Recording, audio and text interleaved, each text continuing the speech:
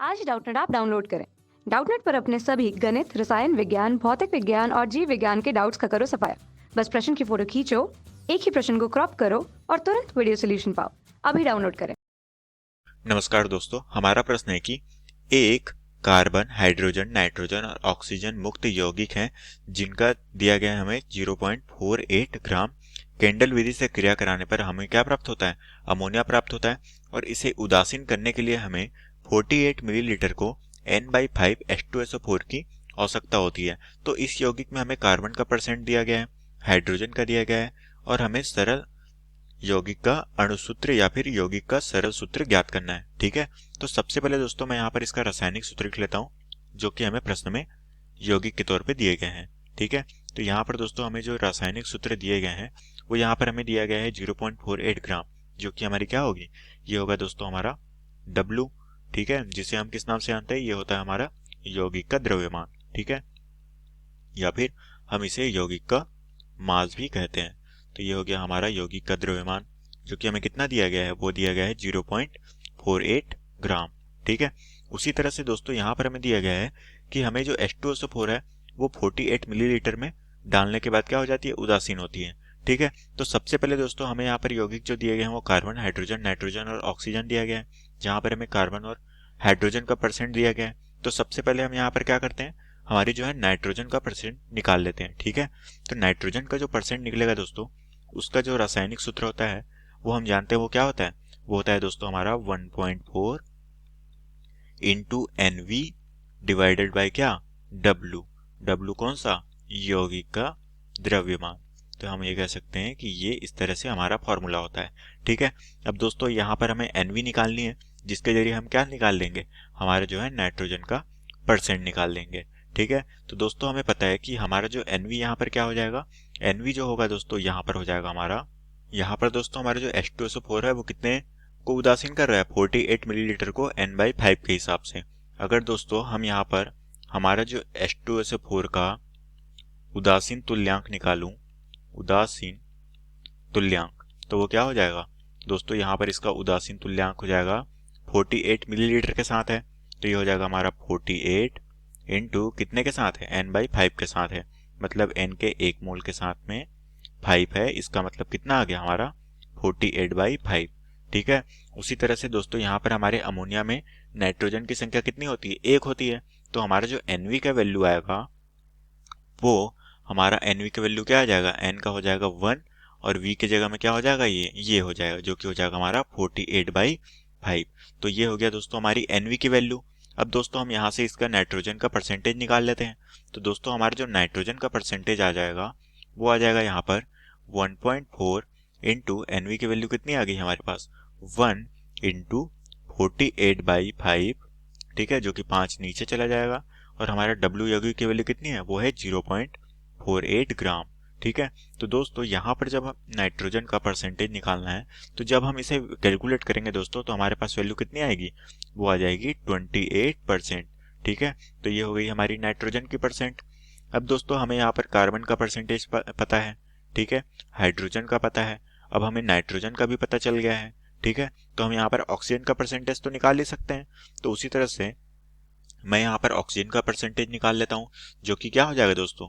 जो कि हो जाएगा हमारा 100 माइनस कौन कौन से हो जाएंगे? ये हमारे नाइट्रोजन के परसेंटेज प्लस हमारे कार्बन के परसेंटेज प्लस हमारे हाइड्रोजन के परसेंटेज।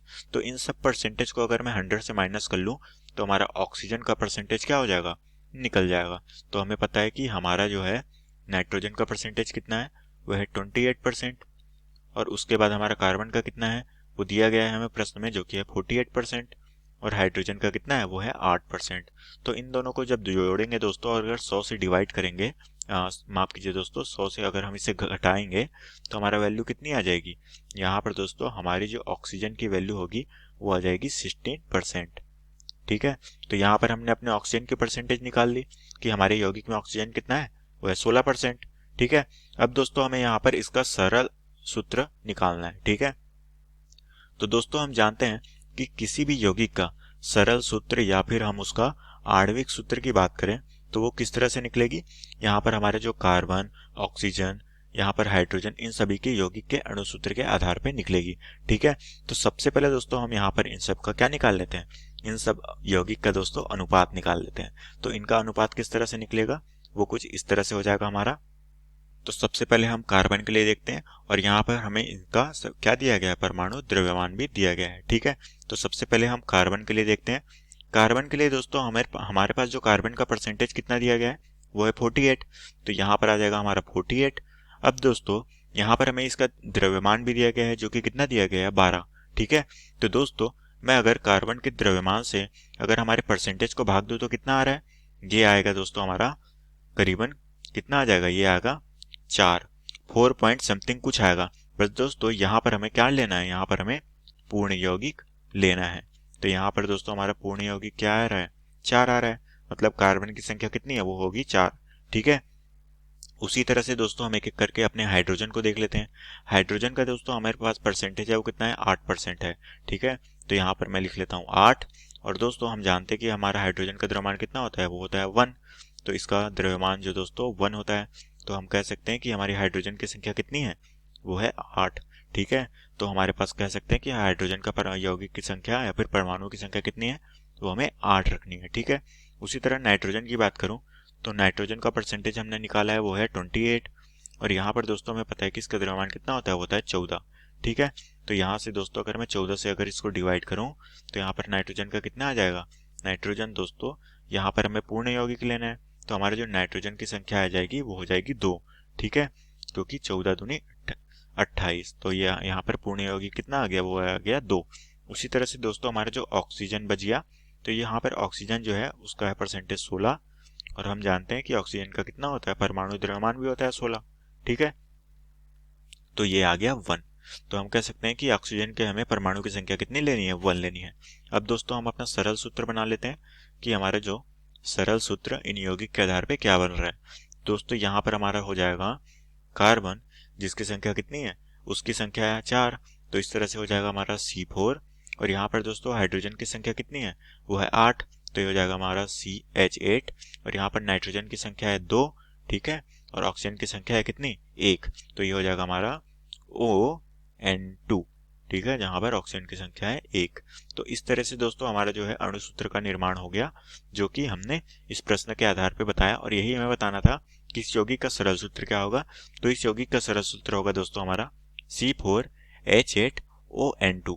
ठीक है, और दोस्तों अगर मैं इसका मूलानुपाती सूत्र या फिर इसका भार की गणना करूं, जो कि इसका भार होता है, अगर इसकी मैं भार की गणना करूं तो यहाँ पर हो जाएगा हमारा 4 इंटू 12। ठीक है, साथ में हो जाएगा हमारा 8 इंटू 1, 16 इंटू 1, हाँ 16 इंटू 1। और दोस्तों हमारा हो जाएगा यहाँ पर 2 इंटू 14। तो अगर दोस्तों हम इसे कैलकुलेट करें तो इसका अणुभार कितना आ रहा है, वो आ रहा है हमारा टोटल 100। ठीक है, तो इस तरह से हम कह सकते हैं कि हमारा जो सरल सूत्र होगा वो हो जाएगा C4H8O1N2 और इसका अणुभार कितना होगा, ये हो जाएगा हमारा 100। और यही हमारे प्रश्न का उत्तर है। तो आशा करता हूँ दोस्तों आपको ये प्रश्न समझ आया होगा। धन्यवाद। कक्षा 6ठी से 12वीं से लेकर नीट, IIT, JEE वो एडवांस के लेवल तक 1 करोड़ से ज्यादा छात्रों का भरोसा। आज ही डाउनलोड करें डाउटनेट ऐप या व्हाट्सएप करें अपने सारे डाउट्स 8400 400 400 पर।